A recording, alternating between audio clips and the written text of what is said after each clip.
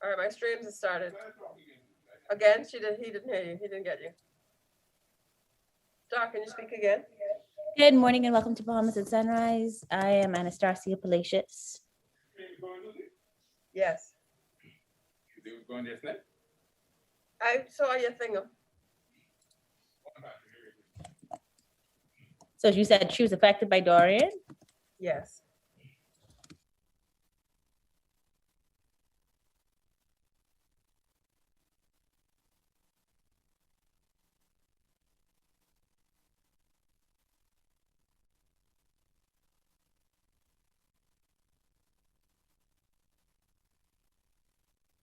It's another day, the sun is shining. Got to know what's going on around you. Wake up, it's the time to motivate your mind. Come with me, let's make this moment brighter. Wake up with the Bahamas at sunrise. Come on and wake up with the Bahamas at sunrise. Wake up with the Bahamas at sunrise. Wake up with the Bahamas at sunrise. Hey.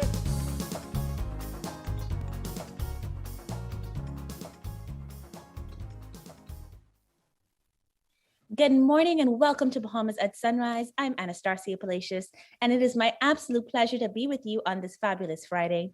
In the absence of my coworker, Phil, who unfortunately is not able to join us this morning, I do want to say TGIF to you on his behalf.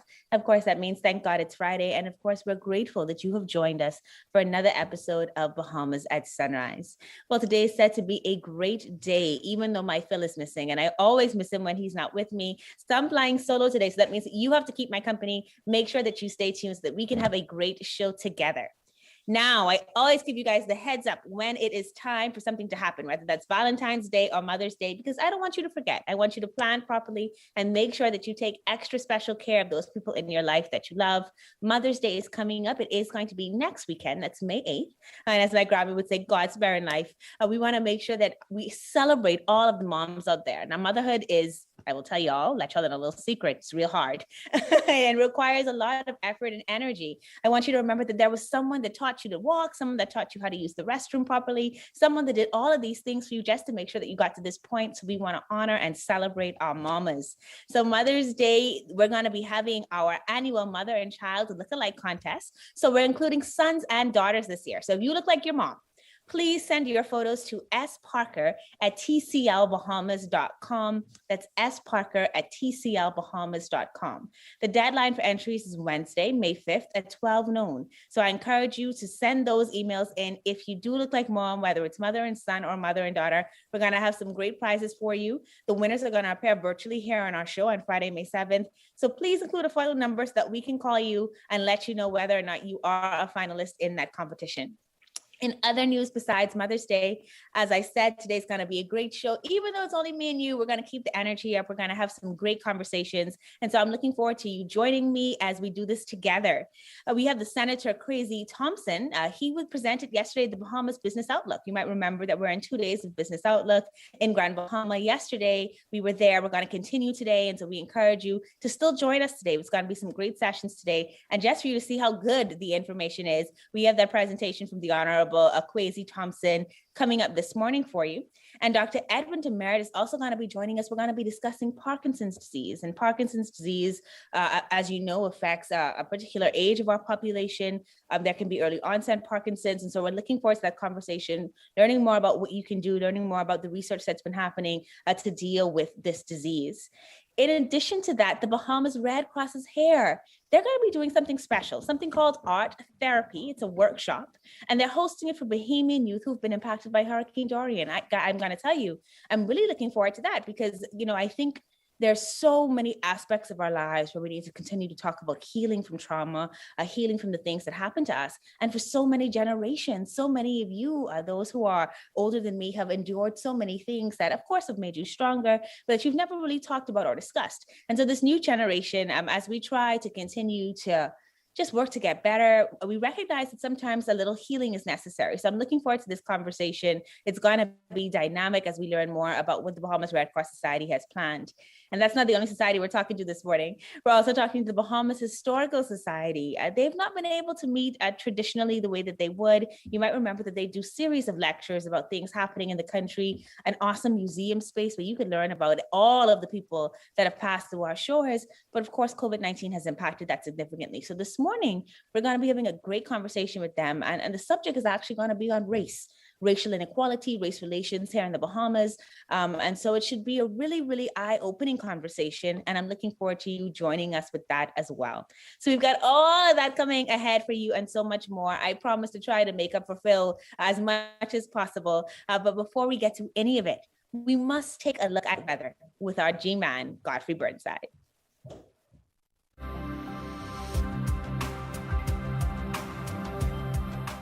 Weather at Sunrise, brought to you by Bahamas First.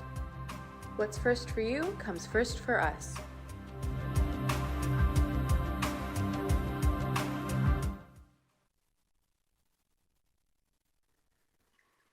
Thank you, Star, and good morning, Bahamas. We have first look at weather at sunrise.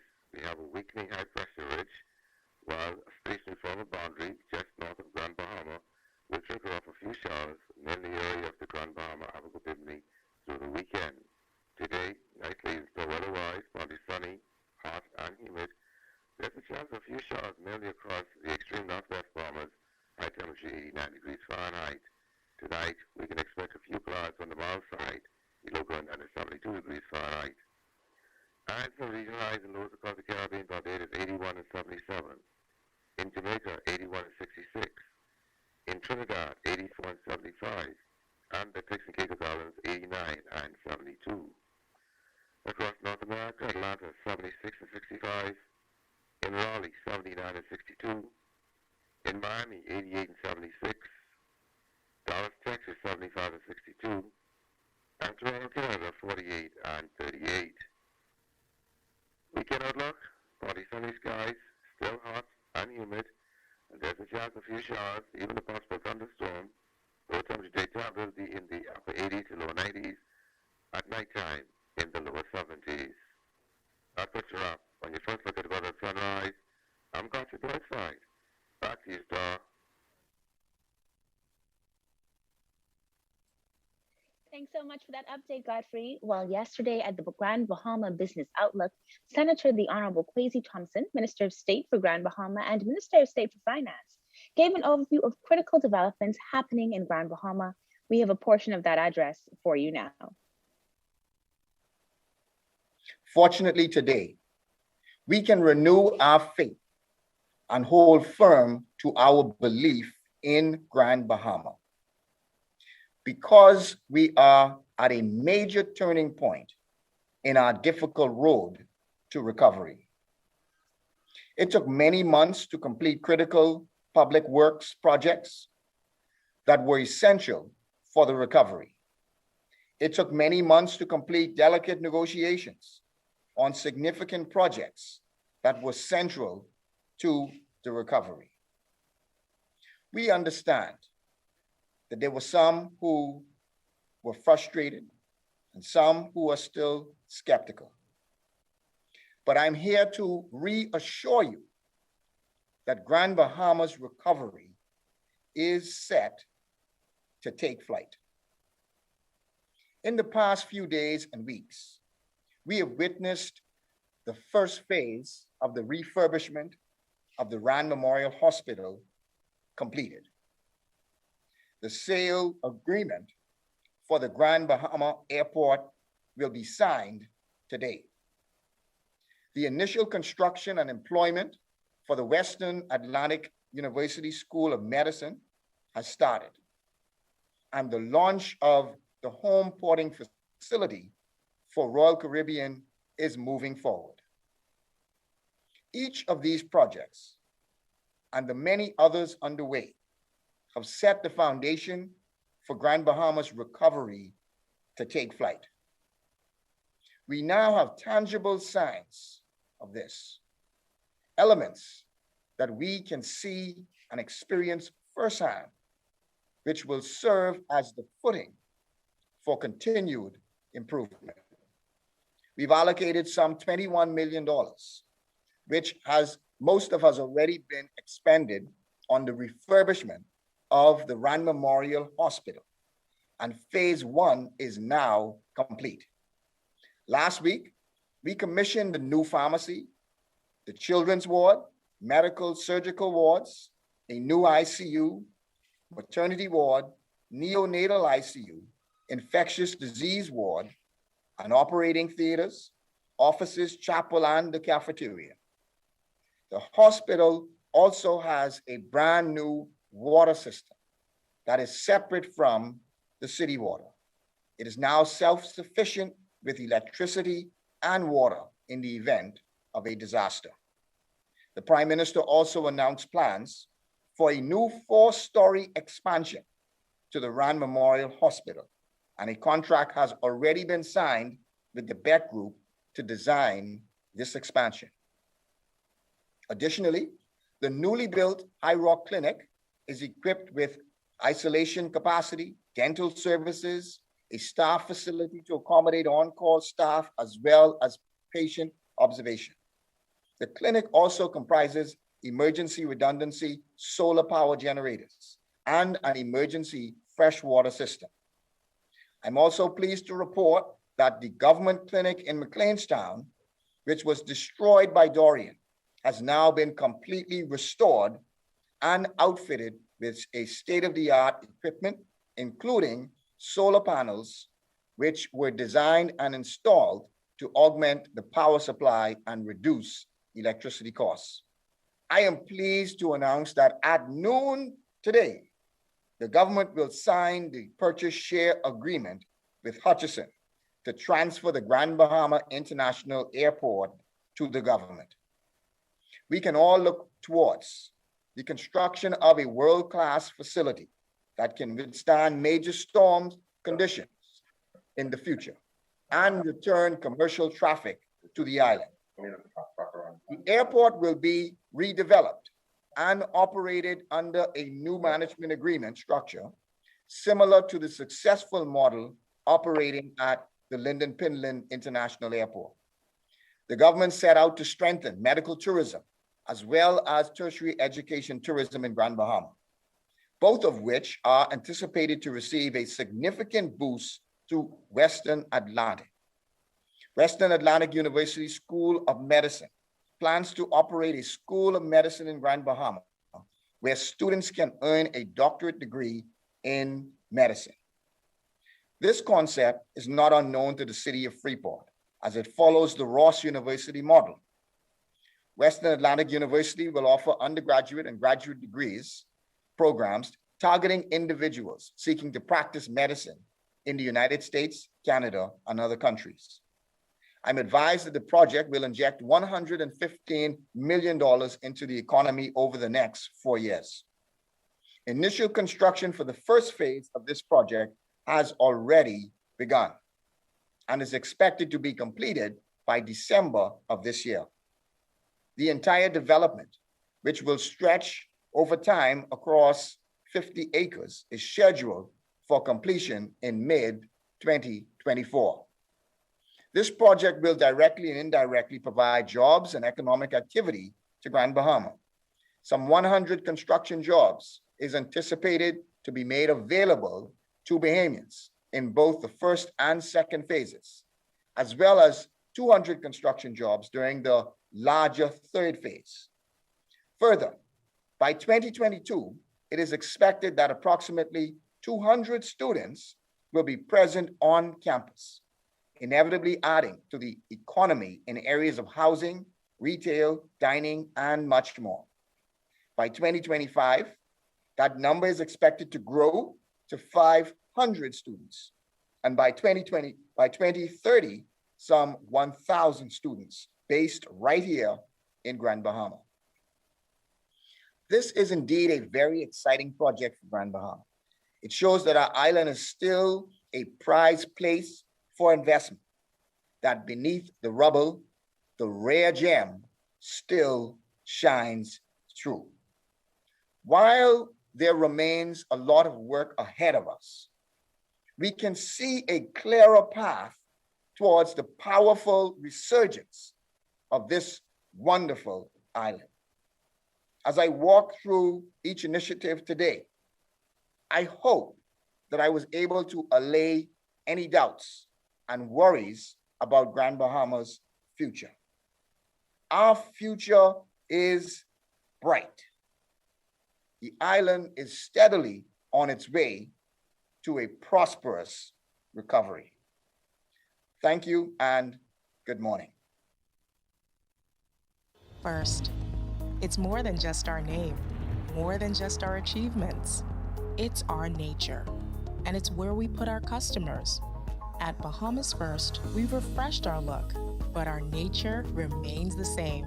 We design insurance solutions that protect our customers from life's uncertainties, whatever they may be. We equip you for the future so that you can recover stronger. Bahamas First, what's first for you comes first for us.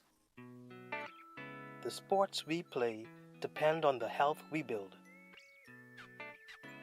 So let's stay healthy. Wear a mask and practice social distancing and hand washing to protect yourself and others. Remember, COVID-19 is not a game. A public service message from the Bahamas Olympic Committee. One thing, two things, blue thing, all things, things that are small, things that are grand, things that fit just right, and in the palm of your hand.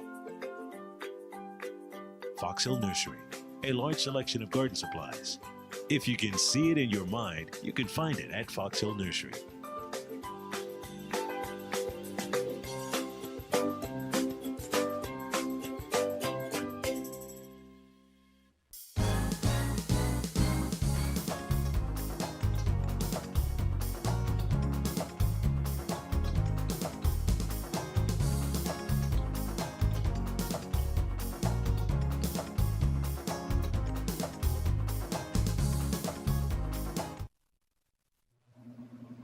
Welcome back to Bahamas at Sunrise. May is Mental Health Awareness Month, and the Bahamas Red Cross will be hosting an arts therapy workshop for Bahamian youth that have been impacted by Hurricane Dorian. Doctors Hospital has pledged to display the artwork created by the youth participants in their facility. And here to talk to us about this event, we're very happy to welcome Beijing Rogers. She's the National Youth Development Officer. She's joined by Anthea Adderley, who's a student at the Bahamas Baptist Academy, and Jenna Christie, mental health therapist. Good morning and welcome to Bahamas at Sunrise, all of you. Good morning. Good morning. Thank you for having us. Yeah, next time I'm going to bring you guys as a choir, Beijing, because you guys really just did that harmony all together with that good morning. I love it. Please use me as alto. So Beijing, you know, what is the Bahamas Red Cross Youth doing for Mental Health Awareness Month 2021? Yes, we are so excited. Great question. So for Mental Health Awareness Month 2021, we have decided to focus our efforts on the youth survivors from Hurricane Dorian. So those in Abaco, those in Grand Bahama, and those in Nassau. So some of them have been relocated and some of them are still there. And then there are Nassauvians, young persons who have been affected by Hurricane Dorian as well in Nassau in the flooded areas. And so we decided, okay, let's do something with them because, COVID disrupted everything and just everything has been moving so fast. And we just want to make sure that the mental health for our youth, our future, to see what's going on and to help them in some way. And so this workshop is geared toward them and it's themed using art for mental healing. And so we believe, young people are very creative individuals. So we think that, using art, doing art therapy would be a great way for them to express what is really going on there. And then the goal then is to put their art pieces, what their creations, and publicize that toward the nation in a tangible way. But we don't want to talk so much about that yet. That's more to come But yeah, so that is the plan for Mental Health Awareness Month 2021 for the Bahamas Red Cross Youth. That is really exciting, Beijing. And I'm just so grateful that we're having this conversation. I love that you mentioned that, we kind of went from this traumatic storm into a pandemic, right? And there was never like a transition time for us to just say, wait, hold on. I have things I need to talk about. I have things I need to process, right? And so, Dr. Jenna, you're here, you're a mental health professional. Why do you think a mental health workshop is helpful for youth specifically affected by Dorian? It's extremely helpful because we really do not know fully the lasting impacts of natural disasters and all these types of traumas when it comes to young people. Some of these things are embedded in people for many years to come. And then randomly, maybe they'll have a trigger and you'll see some type of response to what it is that they have experienced. And as you go through, even something as simple as a thunderstorm can be a trigger for persons. And it puts you back into a state where you're confused, you're nervous, you're anxious. And it really helps to have mental health workshops moving forward. And they should really be ongoing because hurricane season is something that happens annually. So we always need to be preparing. We always need to be cautioning people, always need to be working towards ensuring that people can take care of their mental health, that they can heal from what has happened, and then better equip themselves in the event of another storm or another event that may be unrelated, but still have similar triggers. Yeah. And I didn't go through anything like Dorian. I grew up in Grand Bahama, so I've experienced Francis and Jean, and like my family and my husband would like laugh at me when hurricane season would come, and I'd start to get like really nervous. And I want to go and I want to pack everything up. But I now that we're talking about it, it really is just a response to something that was incredibly traumatic. And you're going through it as a young person, so you don't necessarily know how to process all of it, and you're not responsible at the time for like protecting a house.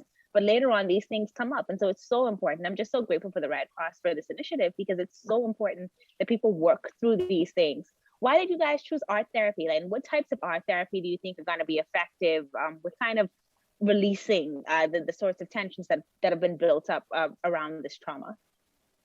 Yeah, great question. So I actually consulted a art therapist who did a art workshop for persons, not just young people, at the National Art Gallery, Bahamas, right after Dorian.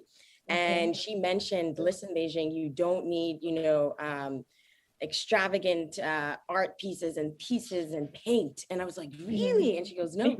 She said, honestly, the more simple, the better. So crayons, color pencils, just even if they want to write, a poem or their story or some rapper's song would be beneficial. Jenna, I'm pretty sure that you can, further explain. Yeah, please, yes, Jenna, please do. It's great that you mentioned that, but yes, because it was the whole We Got You team at the National Art Gallery, and I was the treatment team leader for the adolescents and young adults. And literally, when you give them the creative freedom just to say what they feel without using words, adults tend to be extremely articulate. However, trauma, it is very confusing in the brain. Therefore, the more you try to get something out of a child where you're wanting them to speak how they feel, there's so much confusion and emotional flooding. It's very unlikely that they're going to be as coherent as you would like for them to be. However, if you give them the opportunity just to express themselves through the colors that they use, through the shapes that they use, whether all of their colors are dark colors, they're lighter colors, they're going to draw out, or they're going to sketch exactly what it is that they're feeling, and then it leaves you to interpret it. But as they release it and you ask questions, they'll be able to start to speak. But that serves as the outlet for them to begin that conversation. Wow. All right.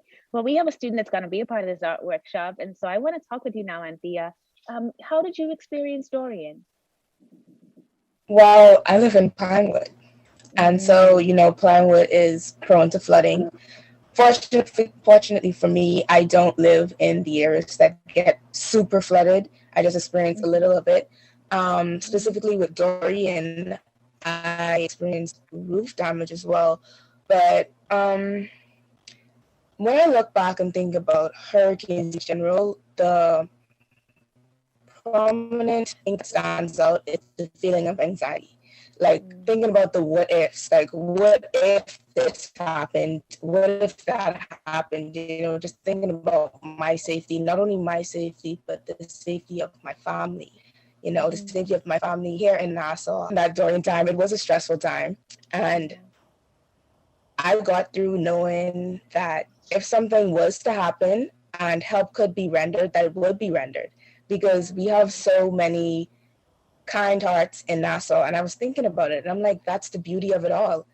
Two people could be quarreling, they could be at each other's throats, but once that other person in need, the other is there to rescue them. And I thought that's just so amazing. That's just so humbling.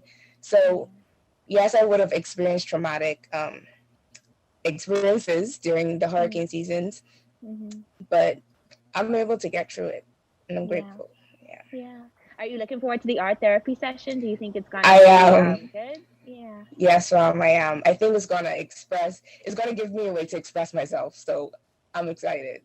Yeah, I'm excited for you, and I'm excited about this team and this work. Beijing, how can we find out more information about the event if there are other young people watching, or parents or people who may know people that might benefit from this? How can we get more information about the event and get registered, etc.?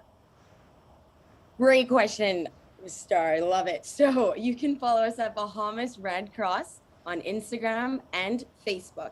There, we will have all the information that is needed. We'll have the registration link. We will have,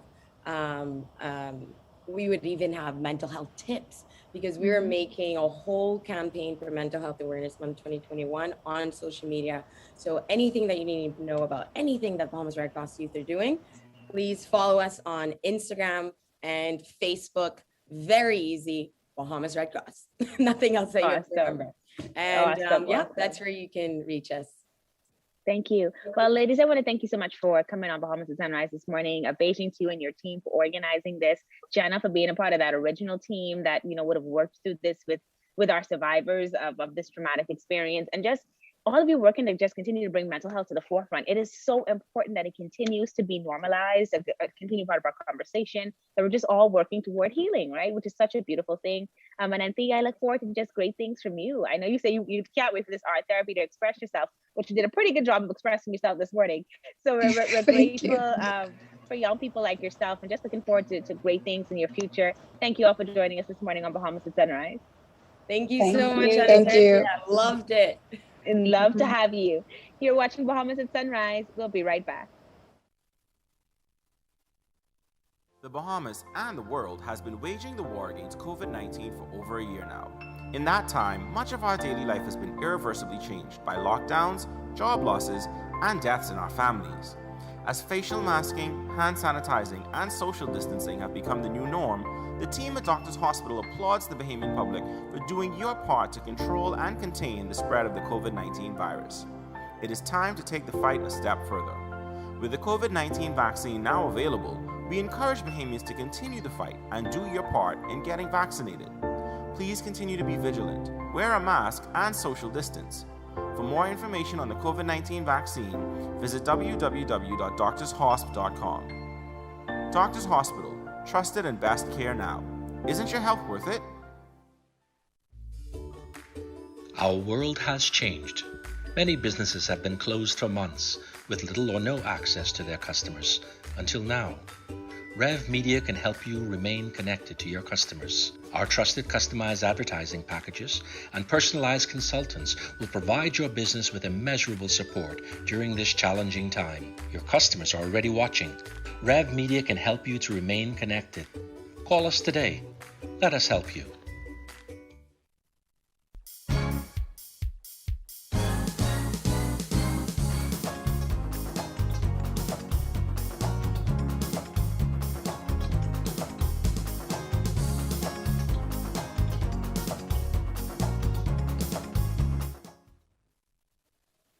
Welcome back to Bahamas at Sunrise. I'm Anastasia Palacios, and we're at the halfway point on this fabulous Friday. Normally, my co-host Phil would interject right there. He would say that he's Phil Simon, and of course, thank God it's Friday. Unfortunately, Phil can't join us this morning, but we are looking forward to continuing a great show. Thank you for staying with me and kind of being my co-host for today. Well, we've had a great show so far this morning. We had the Honorable Kwasi Thompson talk with us about some things that are on the prospect rise for Grand Bahama. If you want to continue that conversation about possible business opportunities in Grand Bahama and what the outlook looks there, be sure to join us for the second day of the Grand Bahama Business Outlook. You can register at tclevents.com. If you've not yet registered, if you registered yesterday, then you are good to go for today as well. The fun gets started at 9:30 a.m. And of course, it is all virtual. And then, of course, a great conversation with the Red Cross and their youth program. My good friend Beijing Rogers on to talk about some work that they're going to be doing for Mental Health Awareness Month, which is all May long. And they're going to be dealing with, victims of Hurricane Dorian, young people in particular, and giving them some art therapy experiences. So if you've had any sort of association with Hurricane Dorian, or any young people that have, please encourage them to follow the Bahamas Red Cross on all social media platforms for more information on how they can register for that event. We still got more to come in the second half, even with all of that going on this morning. We're going to be talking with Dr. Edwin Demeritte about Parkinson's disease. Really looking forward to that conversation. Parkinson's, of course, impacting a significant grouping and aging of our population. And so we want to learn what's the latest news and information. Are there things we can be doing to prevent it? Are there things that we can be doing to take better care of ourselves if this has been our diagnosis? And so we're looking forward to that conversation. I'm also really excited to talk with the Bahamas Historical Society. We speak with them a few times a year, and it's been a while since we spoke with them. And so I'm looking forward to learning what they've been up to, how they've been managing through the pandemic. And they've got a very exciting edition of their journal coming out that focuses on race relations and inequalities in the Bahamas. So this is going to be a wonderful conversation. I hope that you will stay with us through it all. Before we get to it, though, we are going to take a second look at weather with the G-Man himself, Godfrey Burnside.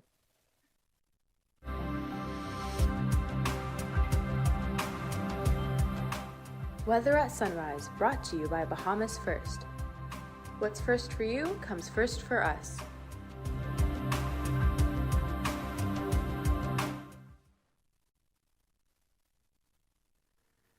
Thank you, Star. Good morning, Bahamas. We have second look at the weather at sunrise. We have a weakening high pressure ridge along with a station from the boundary just north of Grand Bahama that will throw off a few showers and possible thunderstorms across Grand Bahama, Abaco, and Demeritte during the weekend. In the Demeritte forecast, winds today southeast to south at 10 to 15 knots, sea 2 to 4 feet northwest Bahamas, southeast sea at 10 to 15 knots, sea 2 to 4 feet of central Bahamas, and east to southeast at 10 to 15 knots, sea 2 to 4 feet over the southeastern islands. On Saturday, those winds become variable at 10 knots or less, seas and F3 to northwest and central Bahamas, easterly at 10 to 15 knots, sea 2 to 4 feet over the southeastern islands. Then on Sunday, those winds east to southeast at 10 to 15 knots, sea 2 to 4 feet over the northwest Bahamas, variable at 10 knots or less, seas less than 3 feet over the central and southeastern islands. Yeah, tides. You can expect a high tide at 10 minutes past 11 this morning. The next low tide will be at 5:16 this evening. High gained tonight at 11:42. Sunset 7:38 this evening. Rises tomorrow morning 6:34. UV next 9. Your water temperature 75 degrees Fahrenheit. And your moon phase now moving towards the last quarter. Your external look. Let's look against that instead. In store, weather-wise, partly sunny skies, hot, humid, and yes, particularly in the north and northwest Bahamas, extreme Grand Bahama, you can expect some showers and possible thunderstorms for the most part. And those temperatures daytime will be in the upper 80s, low 90s daytime, and the lower 70s at nighttime. That puts you up in your fun look at weather at sunrise. I'm Godfrey Burnside. Back to you, Star.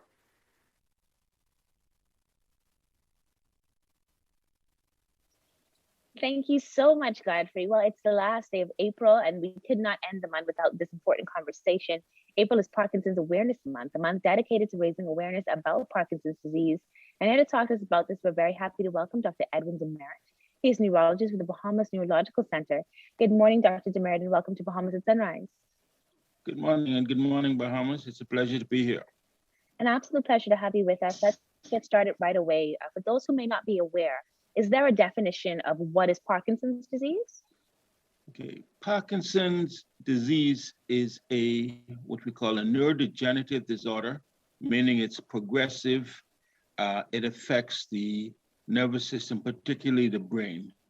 There are some cells in the brain in an area called the substantia nigra that makes a chemical called dopamine. What happens with Parkinson's disease is those cells starts to die, and then the amount of dopamine they produce becomes less and less. It is a disease that average age of onset is 60. However, younger people can get Parkinson's disease. We call it young onset Parkinson's disease, and it usually occurs before the age of 45. Of course, everybody knows Michael J. Fox, who had Parkinson's disease when he was much younger and has gone through a number of various treatments. When we talk about Parkinson's disease, most people know about the motor manifestations of Parkinson's disease. And so that would be like the hand shaking and that sort of stuff. Yeah, the hand shaking, you're sitting there, your hand just starts shaking at rest. So we call that the tremors. Then you have what we call bradykinesia, or slow movements. The person starts to move about slowly. They may even talk a bit slowly. The other one is rigidity or stiffness. And then the fourth motor symptom is postural instability or problems with your balance. Now, when we talk about Parkinson's disease and a diagnosis, because the balance problem usually occurs 5 to 7 years after the onset of Parkinson's disease, we say that if you have 2 of the other 3, then a diagnosis of Parkinson's disease can be made, especially if it's in the right context with the age and the other symptoms. However, yeah, go ahead. No, well, I was just wanting to know, those are some of the symptoms of Parkinson's disease. And obviously you take a look at the age, and you talked about being before 45 for early onset, or normally at 60 or older for traditional Parkinson's disease. But are there any treatments available? You mentioned that Michael J. Fox would have undergone some treatments. Are there any treatments available for those experiencing these symptoms? Yes, there are a number of treatments. The treatments are geared to replacing the dopamine that is lost. So one way to think about it is you cannot inject dopamine directly into the nervous system. So you have to take tablets of precursors to the dopamine, which will then cross from the blood into the brain, and then your systems will convert that L-dopa into the dopamine. So one way is to give L-dopa. It's in the form of Cinemet. Most people have heard about it, and that will try to increase the amount of dopamine you need. Another way is to prevent the breakdown of the dopamine.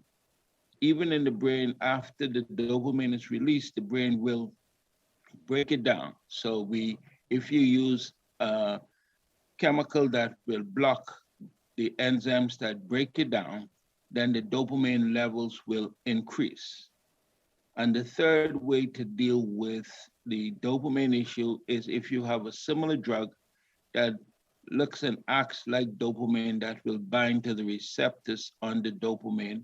And so you're getting more dopamine effect. We call it dopaminergic.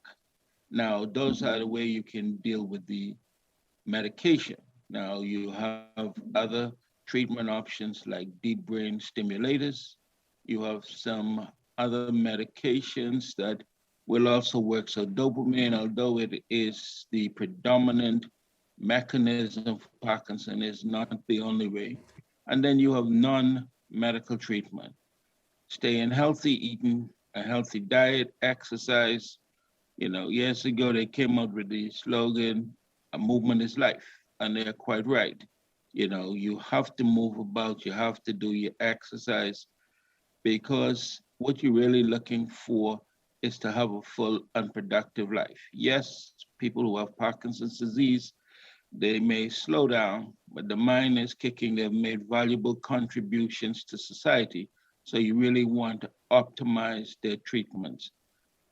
Other aspects apart from the diet and the exercise, you may involve yourself with physical therapy, dance therapy. Dance therapy, I was amazed with it about 10 years ago when I went to a Parkinson workshop, and you saw the effects of dance and the movements becoming a whole lot smoother, and so those are some of the things that you can do to manage your Parkinson's disease. So when people get this diagnosis, then there is some hope. It shouldn't be a diagnosis that causes them to immediately just shut down and believe that, it's all over now. There is some hope and there is some opportunity for treatment and to continue to almost lead a relatively normal life. Yeah, there is definitely hope, and there's treatments out there. You just have to acknowledge it, and you just have to reach out for help. Now, the one thing I will say is that as the disease progresses, and it will progress, adjustments to your medications may be needed, adjustments to your treatment. So it's not, okay, I have this, I'm going to take this, and this is going to be what I am going to be on for life. You do have to make adjustments, and with making the adjustments, with that positive outlook, you can have a very, very productive life. The other things that's out there is research trying. Everybody is always trying to see if we can eliminate or cure Parkinson's disease. It's not there yet, People have been talking about stem cell transplant and all of the other stuff, but, as long as there's life, there is hope. Yeah. All right, well, Dr. Demeritte, we want to thank you for joining us this morning and giving us some insight into the disease. It certainly sounds like progress is being made. And so as you indicated, it's not there yet, but there are things that can be done. If people want to reach you because they may have some of the symptoms or may be concerned about a loved one who's exhibiting some of these symptoms, how can they contact you? Well, one of the things that we do, or education or support, is the King Parkinson Foundation, which really has been out there trying to provide the education and knowledge for people too. During this COVID time, they've kind of working in the background, but it's still there. But they can contact me. The foundation phone number is 326-5291. You can always leave a message, and the Kingdom Foundation, who's headed by Mavis Darling Hill, will get back to you and provide you with some information. Apart from that, if you're looking for a physician office or whatever, you can call any one of us 3 neurologists. My office number is 322-8763. But there is help. You can reach out to your own physicians, and that once you suspect, at least investigate. It may not be Parkinson, but if it is, there is hope and there is help. Awesome. Well, thank you so much for joining us this morning, Dr. Demeritte, and of course, to our good friends at the King Parkinson Foundation, who normally would have joined us this time of year to talk about the ball and the funds that they would be raising for the organization. Good morning, Mavis Darling Hill, and to all of you working in this field. We appreciate you, and we appreciate you for joining us this morning on Bahamas at Sunrise. Okay, thank you. You're watching Bahamas at Sunrise. We'll be right back.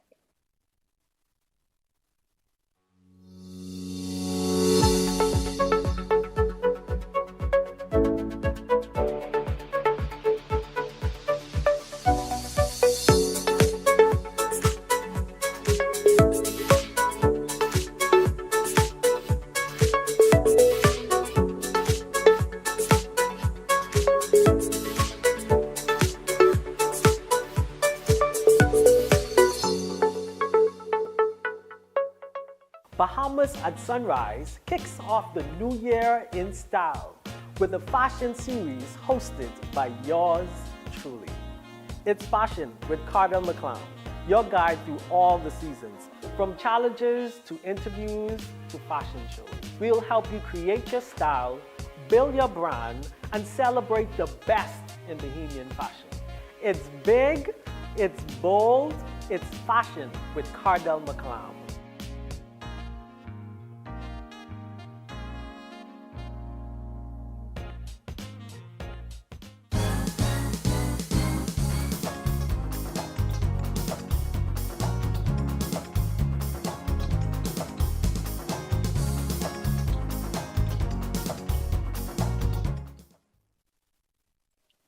Welcome back to Bahamas at Sunrise. Looking forward to this segment this morning. The Bahamas Historical Society has been closed due to the COVID pandemic, but they are ready to open their doors. Such exciting news. They're also releasing a new volume of their journal featuring an article by Dr. Chris Curry, President of the Bahamas Historical, Andrea Major, and Dr. Corey. Join us this morning to talk with us about all that is happening. Good morning and welcome to Bahamas at Sunrise. Good morning, Star. Pleasure to see you. Good morning. Always a pleasure to be with you both. If Phil was here, we would have fought over the segment. He probably would have joined me anyway, just because we always love talking about the history of the Bahamas. And then, of course, Dr. Curry, putting that in context with some of the things that we're experiencing in present day. And so this is a great conversation this morning. I want to get started with you, Ms. Major. It's my understanding that the Bahamas Historical Society is preparing to open. So exciting. What health and safety protocols will be in place to make sure that this happens in the most effective way possible? Every health and safety protocol is in place. Wearing of the mask, sanitizing of the hands, social distancing, and of course the spraying of the place all day. And so yes, we're following the protocols, but presently we are immersed in cleaning everything in the museum. Can you imagine? Every photograph, every painting, every artifact, ecofax is being cleaned and replaced, and we're painting. So we're hoping to open by the 10th of May. We may open before then, but definitely by the 10th. And of course, getting back into our free lectures every month. So we'll probably be doing those by Zoom by the end of May. But again, we need volunteers. We need money. And of course, most of all, we need volunteers who can come and assist us because there's so many things to be moved around. But our target is definitely May the 10th. We also, AGM is coming up later in May as well. It should have been in April, but again, people weren't congregating and gathering like that. So we're gonna have our AGM again. I'm offering myself as president, and I'm trying to make sure that this thing works for at least another 2 years while we look for succession planning. Chris? Sounds like we've got our candidate for 2023, but I'm gonna just leave that one right there, Ms. Major. All right, so we're hoping for an opening date by May 10th. Is there anywhere we could follow you to kind of find out when that news is happening? Are you guys online anywhere? Just so that we know and are keeping up to date with the Historical Society? We are just testing our new online. We had to scrap everything. So we're having a new online setup right now. We're testing that. We have a new one coming up. But of course, you can reach me at 3224231. That's the museum number. We have an answering machine there, but we are on there. And especially for people who want to pay their membership dues, we're there in the day because we're cleaning. So please still take checks. All right, and can I just, if I've not been a member of the society before, but I'm watching this conversation this morning and I do want to become a member, can I just still join or do I need to wait for the AGM? How does that process work? No, you could join. You can join. Come right there and I will look at you, take your check. And what is the membership dues at this time? The membership dues have not gone up. They start at $30. So it's affordable to everyone. Even, senior citizens can afford that. For students between the ages of like 10 and 18, it's $10. And that's the cost of a journal. And of course, we start at 30 and we go right up to 2,000 for individual. If you want to be a life member, and we're trying to encourage more people to become life members. That's $1,000 for life. Or if you want to be a fellow, $2,000. Of course, if you're a corporate membership, they start at 100 and go right up to 3,000. So we have something for everyone. Excellent. Now, you said, for students, of course, when they pay that nominal fee, they get to get the journal, right? And you have got a new publication of the journal coming out. Talk to me about this new journal publication and why you're looking forward to it. Everyone who becomes a member gets the free journal that comes with it. We've been publishing our journals for the past 41 years, and thank goodness COVID hasn't stopped us. Thanks to our wonderful sponsors who have advertised in the journal, and we really thank them heartily. It's too much. This is too short a time to thank them individually, but of course we'll do that later. But without them, we couldn't publish this journal. We also thank Dr. Grace Turner, who's taken on the editorial part of this, and this is a new journal. So many beautiful articles. And Chris, you are always a friend of the Bahamas Historical Society. So thank you for your contributions. People like Eric Weber, Grace Turner, Patricia McCollis, all this in here. Great stuff. And I'd just like to mention, last year, there was so many restrictions with the post office. So the journals went out late, even in the Bahamas. So if you didn't get your journal for 2019, please contact us at 3224231 or 393-1696, and you are a paid up member. we'll put that to right. So this journal is excellent, really great. Excellent. I believe you. I believe you. If I know Dr. Curry is in it, I'm a fan, right? So if Dr. Curry's there, I want to be there because he's always sharing something exciting. His title this time is Race, Power, and Privilege. The title itself sounds explosive. Dr. Curry, kind of tell me, what is the journal article about?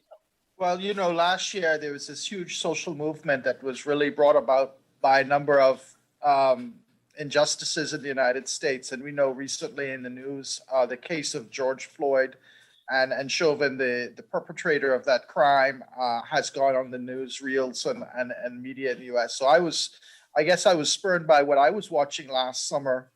And I felt like I needed to react to it in a way. So initially I wrote a very short op-ed that was published by the University of the Bahamas. It was a very short piece. And so Grace Turner, my friend, an historian, decided that she wanted to ask me to write a longer piece for the journal. So I took the short op-ed and I turned it into a much larger piece that has been published. So again, the motivation is looking at Black Lives Matters movement, which is, I think, a global movement. Of course, it may have initiated or started in the US, but certainly it was global by the end of the summer. And thinking about race relations comparatively and what we're dealing with here in the Bahamas. And, I'm asking a few, what we call counterfactual questions or hypothetical questions.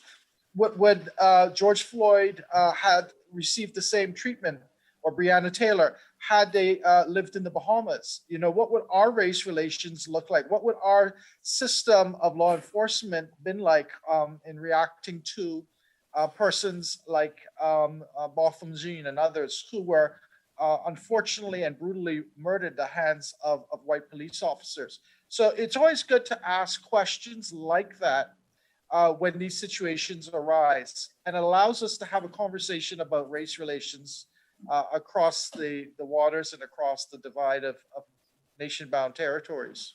Yeah. So I want to encourage people, one, to pay that membership fee so that we can continue to see the Historical Society run. And I want them to get it so they can get this journal. But I'm going to say that I'm so tempted that I'm going to give into this temptation this morning, Dr. Chris, and I'm going to ask you some of those questions, right? We're going to get the journal, we'll read the full article. But would it have looked different? I know that, traditionally there's this notion as a majority Black country that, our policing appears different, right? And so we know that if we get pulled over, you may get pulled over, but it's not going to be because you're Black, right? Or this concept exists. But we've also seen some really challenging circumstances with our own police, many of it happening in social media recently. And there does not always seem to be the notion that the police are our friend. It's something that we say, but it's not always felt, even in a society where you're being policed by people, generally speaking, of your own complexion. So what did you find? Do you think that these incidences would have been different? Just kind of let me know what your thought process was as you did. My feeling, those are great questions. I think that, of course, we have a challenge in that we are a country with a majority population that is Black, but we still hold on to some of the legacies of colonialism and the racism that is attached to it. So we still have to deal with the white elephant in the room, and the pun is intentional, right? Because we still have something called white privilege. And we see this in how law enforcement sometimes interacts with white Bahamians or tourists as opposed to Bahamians. We've seen examples, whether it be in Abaco or in other places, where you've had persons who seem to have perpetrated a crime, whether it be holding onto weapons or accumulating them, or others, they seem to get a slap on the wrist and they don't actually get charged. So, and then of course, when you think about road traffic stops, right? Oftentimes you see young Black men who are pulled on the side of the road, their vehicles are checked. There's a lot more scrutiny that goes into that. Persons of my hue, it seems, get a green light to travel through that stop. So I think there is still a lot of troubling elements to law enforcement. And it's ironic, I suppose, or paradoxical that in a country that is majority Black, we still have this sort of racial profiling. I agree 100%, Dr. Curry. So I hope that we will go ahead and take a look at that article because it sounds like you've covered some real valid points there. And I'm sure that there are things that we can learn from it, right? I think the goal of history, and I'm a history nerd myself, so this is why I love talking with both of you. But the goal of it is so that we don't repeat mistakes of the past, that we're able to make clear identifications of systems and injustices and even brilliant things and true things we want to repeat and things we want to let go of. So this is exciting. How does one research racism in the Bahamas? Is there a methodology associated with that? Well, in 2003, I conducted a more of a quantitative approach to looking at race in the post-independence period. So I actually targeted 5 or 6 communities that were broken down either as all Black, all white, or mixed. And then I had point persons in the communities, in the Family Islands particularly, who would gather the surveys from the respondents, and then they would relay it on to me. More recently, I've interviewed persons. I actually interviewed many years ago Brent Simonette, but I've also interviewed some other persons since then. I got to interview Abner Pinder, who's since passed away. He was considered the self-proclaimed mayor of Spanish Wells. So I think what you have to do in a contemporary context is you have to use different methodologies. You do ethnographic work with interviews. You can do some empirical work with studies and surveys. But then you also can go back and use the time-tested strategies of combing the archives. So you have to do a bit of all of those 3 things. Well, if it is that you're going to go look back through the archives, then you need to be a member of the Bahamas Historical Society, right, Ms. Major? You have to be. And not only that, we have a segment there on civil rights. And of course, lots of information that you can look through. But my father was a civil rights activist. This year is going to make 100 years since he would have been 100 years this year. But I'd also like to mention the members of the Bahamas Historical Society who passed away during they may not have died of COVID, but many of them passed away during last year. And of course, we especially remember Anne Lawler, who was a former editor just before Grace Turner, and her family, Jim and Anne and Lisa and their whole family. Remember them at this time. And Jim was very kind to ask people to donate to the Bahamas Historical Society in lieu of Anne. So we really honor them. Our prayers still go out for all of these people, and we continue to be close to them. Our website, as I said, is being organized now, so you'll be hearing about that perhaps within the next week. Also online banking, but for now, we still take checks, and if you want to mail it in, our PO Box is 6833 Shirley Street, Nassau, Bahamas. So you can send in your membership fee so that I can mail this journal out to you. We're also asking people who want to come in and pay, or they want to renew their membership. If they will pick up the journal too, it'll save us some postage, and of course they'll receive it more quickly. The last thing I'd like to mention about this journal, also Anastasia, is that we're calling for papers for the 2021 journal. So we'll write some more about that. But if you have some real academic, historical stuff that you'd like to share with us and the world, then send us the article and we'll tell you how that can be done. So we really appreciate that. Well, we want to thank you both for joining us this morning on Bahamas at Sunrise, and to continue to honor you for your commitment to sharing Bahamian history, right? This is us. This is who we are. And if there's no one keeping the gates, then how do we know? How do we create a future without understanding our past? And so I want to encourage those watching to join the Historical Society, to make your contribution, because really we are maintaining the history, understanding the history, sharing the history for future generations. Thanks again so much for joining us this morning. Thank you. Thank you. Appreciate it. You're watching Bahamas at Sunrise. We'll be right back. The COVID-19 pandemic demands the most modern techniques and highest standards of sanitizing to ensure the safety of schools, businesses, churches, and of the ones we love. Treeline Divine Professional Sanitizers offer state-of-the-art electrostatic technology, providing maximum efficiency and coverage to protect your environment and preserve your health against mold and 99% of bacteria and viruses, including COVID-19. With pricing to match your budget and standards to meet your highest expectations, we invite you to contact us for a free analysis of your weekly, monthly, or single-use needs. COVID-19's impact is strong, but our commitment to restoring your safety is even stronger. Treeline Divine Sanitizing. Spread confidence.